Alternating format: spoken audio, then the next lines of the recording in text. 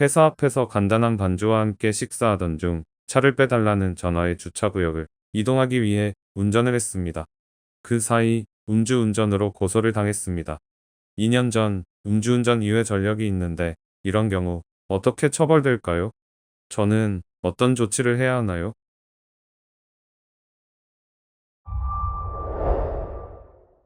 음주운전 같은 경우에는 과거도 그렇고 뭐 현재도 어느 정도 그런 경향이 있는데, 첫 번째 음주운전에 걸리면 벌금, 두 번째 걸려도 벌금, 세 번째 걸리면 집행유예, 네 번째 걸리면 실형.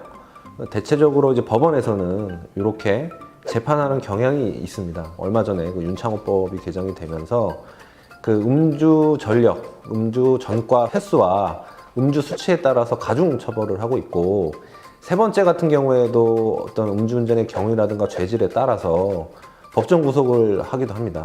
예컨대 같은 날 하루에 음주운전을 연속으로 2번을 해서 걸리는 사안도 있습니다. 이런 사안 같은 경우에는 한 번 음주운전을 했음에도 불구하고 단속을 당했는데도 그걸 뉘우치지 않고 바로 다시 운전을 하는 경우, 그리고 어떤 경우도 있냐면 음주운전을 하는 과정에서 단속에 걸렸음에도 불구하고 음주 단속을 처벌을 피하기 위해서 도주를 하거나 도주하는 과정에서 다른 교통상의 위험을 발생시킨 경우, 이런 경우라도 1, 2회라도 이런 경우에는 구속을 시키는 경우가 있기 때문에 적극적으로 법률 전문가의 조언을 얻어서 대처를 해야 합니다. 이런 경우에는 핑계를 대면서 음주 측정을 거부를 하거나 비협조적으로 나가면 나중에 재판을 받을 때 되게 불리한 양형 요소가 될 수 있고요. 그리고 수사 단계에서부터 적극적으로 협조를 하고 자백을 하는 게 오히려 유리합니다. 그리고 법률 전문가의 도움을 받아서 구체적인 양형 자료를 제출을 해야 되고, 이 양형 자료를 뭘 내야 되는지, 어떤 식으로 내야 되는지, 어떻게 준비를 해야 되는지는 당사자, 의뢰인 본인은 잘 모르실 수가 있습니다.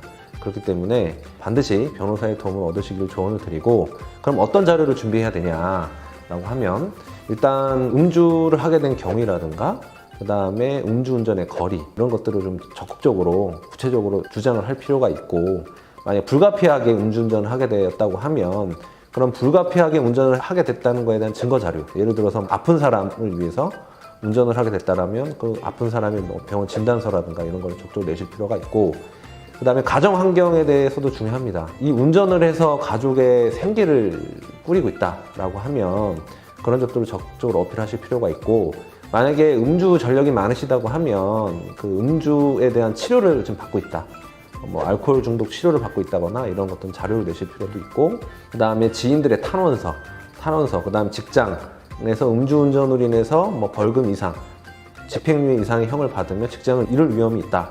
그러면 그 직장의 사장님이나 동료들의 탄원서 중요하고, 그 다음에 그 회사의 징계에 관한 규정, 이런 것도 적극적으로 제출을 해서 판사가 이 사람을 구속을 시키게 되면 한 가정이 파탄이 나거나 이 사람이 인생이 크게 영향을 받을 수 있다는 어떤 자료들을 적극적으로 내야지 부담을 지어줘야 됩니다. 그래야지만 유리한 결과가 나올 수 있기 때문에, 적어도 법정 구속은 그래야 피할 수 있기 때문에 그런 것들은 사실 당사자가 준비하기는 어려움이 있습니다. 그래서 반드시 법률 전문가의 조언을 받으시길 부탁드리겠습니다. 알면 알수록 도움되는 법률 문제 무엇이든 물어보세요.